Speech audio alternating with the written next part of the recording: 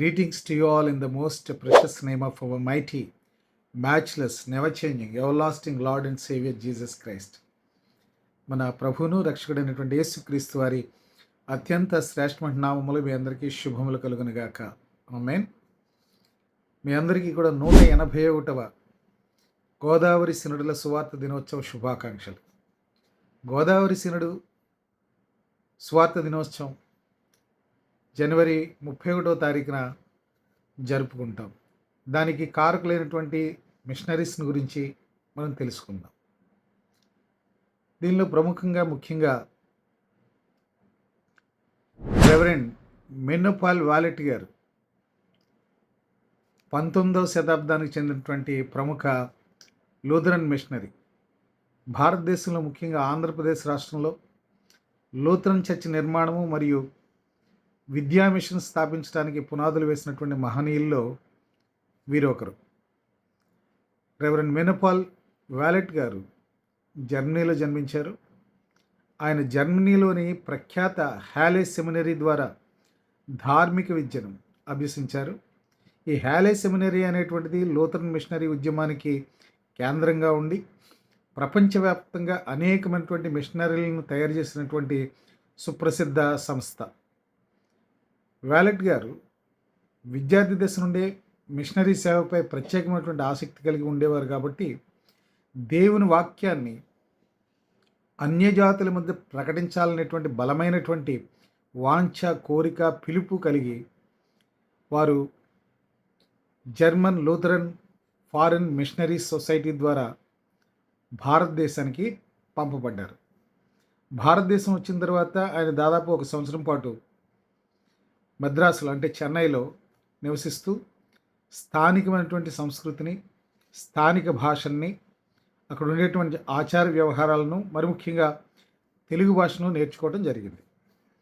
స్థానిక ప్రజలతో మాతృభాషలో మాట్లాడగలిగితే ఆ సువార్త ప్రభావితంగా చేయగలుగుతామనేటువంటి ఒక దృఢమైనటువంటి నమ్మకం కలిగినటువంటి వీరు తెలుగు భాషను అభ్యసించడం జరిగింది. 1845వ సంవత్సరంలో గుంటూరులో సేవ చేస్తున్నటువంటి ప్రఖ్యాత లూథరన్ మిషనరీ అయినటువంటి Reverend Doctor John Christian Frederick Heyer గారు వారు వాలెట్ గారిని లూథరన్ మిషన్ స్థాపన కొరకు రాజమండ్రి పంపించడం జరిగింది. హయ్యర్ గారు కూడా అమెరికాలో ఉన్నటువంటి పెన్సిల్వేనియా లూథరన్ మినిస్టీరియం ద్వారా భారతదేశానికి పంపబడితే వాలెట్ గారు జర్మనీ మిషన్ ద్వారా వచ్చినప్పటికీ వీరిద్దరూ కూడా జర్మన్ వంశావళి కలిగినటువంటి వారే, జర్మన్లో జన్మించినటువంటి వారే. ఈ జర్మన్లో జన్మించి ఇద్దరు కూడా ఒకే హ్యాలే సెమినరీ నుండి ధార్మిక విద్యను అభ్యసించడం అనేటువంటిది వీరికి పరస్పరం గౌరవాన్ని, స్నేహాన్ని పెంపొందించడానికి ఒక కారణమైంది. రాజమండ్రిలో వాలెట్ గారు లూథరన్ చర్చ్ మరియు మిషన్ పనిని స్థాపించారు. ఆయన ప్రారంభించినటువంటి ఆ మిషన్ స్థలంలో అంటే ప్రస్తుతం జాంపేటలో ఉన్నటువంటి సెయింట్ పాల్స్ లూథరన్ చర్చ్ వారు స్థాపించింది. ఆనాటి కాలంలో అనేకమైనటువంటి సామాజికమైనటువంటి అడ్డంకులు, మతపరమైనటువంటి వ్యతిరేకత, పేదరికం, అనారోగ్య పరిస్థితులు ఉన్నప్పటికీ కూడా వాలెట్ గారు నిరంతరం సువార్త ప్రకటించడానికే ఇష్టపడ్డారు. ఆయన బోధనలో ప్రేమ, విద్య, సేవ అనేటువంటివి ప్రధానంగా ఉండేవి. అంత మాత్రమే కాదు కానీ ధవళేశ్వరం బ్యారేజ్ నిర్మించినటువంటి ప్రఖ్యాత ఇంజనీర్ సర్ ఆర్థర్ కాటన్ దొరగారు వారు ఆంగ్లికన్ చర్చికి చెందిన వారైనప్పటికీ కూడా Rajahmundry Saint Paul's Lutheran church స్థాపనకి వాలెట్ గారికి విస్తృతంగా సహాయపడ్డారు. అంటే ఇది వివిధ క్రైస్తవ సంఘాల మధ్య ఉన్నటువంటి ఐక్యతా భావాన్ని, ఎక్యూమినికల్ స్పిరిట్ ఎక్యూమినికల్ బ్రదర్హుడ్ను గొప్ప సాక్ష్యంగా ఉందని మనం గమనించాలి.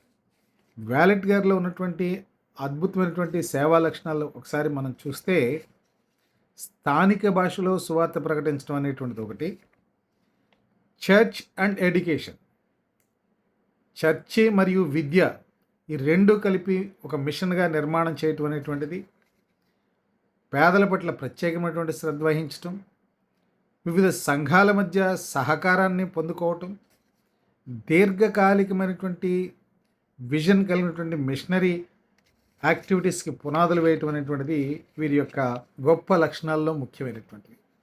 ఈ లక్షణాలు కలిగినటువంటి వ్యాలెట్ దొర గారు రాజమండ్రిలో సెయింట్ పాల్స్ లూథరన్ చర్చ్ స్థాపించి, విద్యాసంస్థను స్థాపించి, ఆయన ఆంధ్రప్రదేశ్లో లూథరన్ సంఘ చరిత్రకి ఒక శాశ్వతమైనటువంటి పునాదిని వేశారు. ఆయన ప్రారంభించినటువంటి మిషన్ పనులే ప్రస్తుతం తర్వాత కాలంలో అనేకమైనటువంటి చర్చిల నిర్మాణానికి, పాఠశాలల నిర్మాణానికి, సామాజిక సేవా కార్యక్రమాలు విస్తరించడానికి కారణమయ్యాయి. కాబట్టి నేడు రాజమండ్రిలో ఉన్నటువంటి లూథరన్ సంఘాలు అన్నీ కూడా, ఆంధ్రప్రదేశ్లో ఉన్నటువంటి లూథరన్ సంఘాలు అన్నీ కూడా దాదాపుగా వ్యాలెట్ గారి సేవల్ని కృతజ్ఞతతోటి స్మరిస్తూనే ఉంటాయి. వ్యాలెట్ గారితో పాటు వ్యాలెట్ గారి యొక్క జీవితంలో ప్రముఖమైనటువంటి విషయం ఏంటంటే, త్యాగభరితమైనటువంటి మిషనరీ జీవితాన్ని, ఆయన తన స్వదేశాన్ని, భవిష్యత్తును త్యజించి భారతదేశ ప్రజల మధ్య దేవుని ప్రేమను ప్రకటించినటువంటి నిజమైనటువంటి క్రీస్తు సేవకుడిగా ఆయన చరిత్రలో నిలిచిపోతారు. ఇంకా ఆంధ్రప్రదేశ్ రాష్ట్రానికి వచ్చినటువంటి ఇంకా ఇతర మిషనరీలని మనం జాగ్రత్తగా గమనిస్తే, ఆంధ్రప్రదేశ్ వచ్చినటువంటి మిషనరీలు, వ్యాలెట్ గారి తర్వాత వచ్చినటువంటి ఆంధ్రప్రదేశ్లో వచ్చినటువంటి మిషనరీలు, వారు అమెరికా నుండి కొంతమందిని లూథరన్ మిషనరీలని పంపించడం జరిగింది. వారిలో ప్రముఖంగా చార్ల్స్ గ్రోనింగ్ గారు, యాడమ్ లాంగ్ గారు ముఖ్యులు. చార్ల్స్ గ్రోనింగ్ గారు గుంటూరుకు పంపించబడితే, యాడమ్ లాంగ్ గారు రాజమండ్రికి పంపించబడ్డారు. యాడమ్ లాంగ్ గారి తర్వాత ఆయన సామర్లకోటకు పర్యవేక్షిస్తూ, అప్పుడు ఈస్ట్ గోదావరి జిల్లా కలెక్టర్ అయినటువంటి బ్రిటిష్ అధికారి పూర్వీస్ గారి యొక్క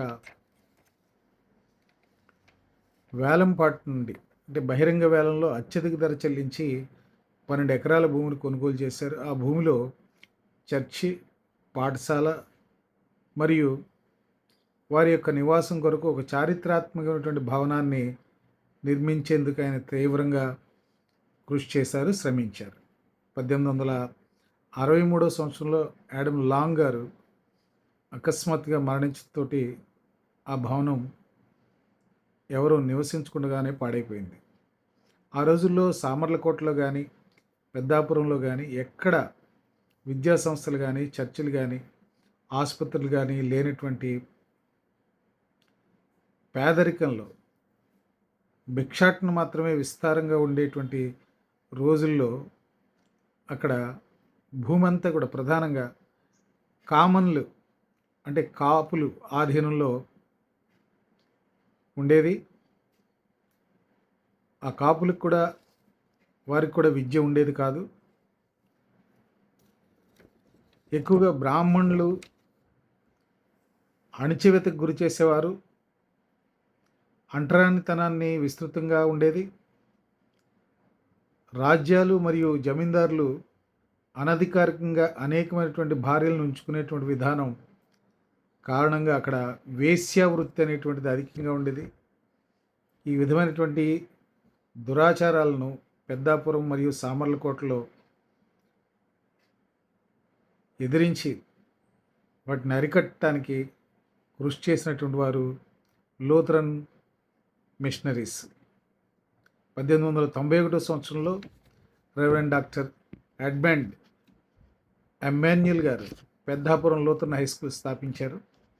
1909 సంవత్సరంలో ప్రముఖ లూథరన్ మిషనరీ ఎరిక్ ఐజాక్సన్ పెద్దాపురంలో ఒక కొత్త చర్చి నిర్మించి 1909 సంవత్సరంలో ప్రముఖ లూథరన్ మిషనరీ ఎరిక్ ఐజాక్సన్ గారు అగస్టానా లూథరన్ చర్చిని స్థాపించి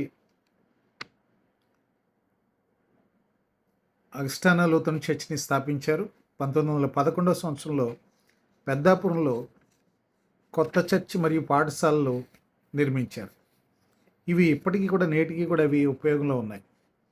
ఈ ఇద్దరు అమెరికాలో లభించేటువంటి లాభదాయకరమైనటువంటి వృత్తులన్నింటినీ కూడా త్యజించి శాశ్వత విద్యా సంస్థలను స్థాపించి రాష్ట్రంలో ఇతర ప్రాంతాల్లో విద్య లేనప్పుడు ఈ ప్రాంతాల్లో తొలి విద్యా సంస్థలను స్థాపించినటువంటి పైనీర్లు వీరే. పెద్దాపురం వేశ్యవృత్తికి కేంద్రంగా పేరుగాంచినటువంటి ఆ దురాగతాలను తొలగించడానికి వీరు అనేక విధాలుగా శ్రమించారు. కాబట్టి నేడు పెద్దాపురం ఒక విద్యా కేంద్రంగా మారటానికి ప్రధాన కారణంగా ఈ పైనీరింగ్ లూథరన్ మిషనరీలే కారణం అనేటువంటి విషయాన్ని మనం జ్ఞాపకం చేసుకోవాలి. ఈ యొక్క 1845 జనవరి 31న వ్యాలెట్ దొర గారు రాజమండ్రిలో స్థాపించినటువంటి లూథరన్ చర్చ్, లూథరన్ మిషన్ విద్యా సంస్థల కారణంగా గోదావరి సినడుల సువార్త దినోత్సవంగా ఆ రోజు మనం జరుపుకుంటాం. ఇప్పటికి 181 సంవత్సరాలైనటువంటి ఈ యొక్క సువార్త దినోత్సవ శుభాకాంక్షలు మరి ఒకసారి మీ అందరికీ తెలియజేస్తూ, ఈ మిషనరీల యొక్క జీవితాన్ని, ఈ మిషనరీల యొక్క ఆశయాలు, లక్ష్యాలను మనం కూడా కొన్నిటిని వారి నుండి గైకొని వారి సేవలను, వారి యొక్క కృషిని, వారి యొక్క క్రీస్తు జీవన విధానాన్ని మనం కూడా అలవరుచుకుని సమాజానికి, సంఘానికి మనం కూడా తోడ్పడాలని తెలియజేస్తూ, may God shower abundant blessings on all of you. Thank you very much for listening to this word.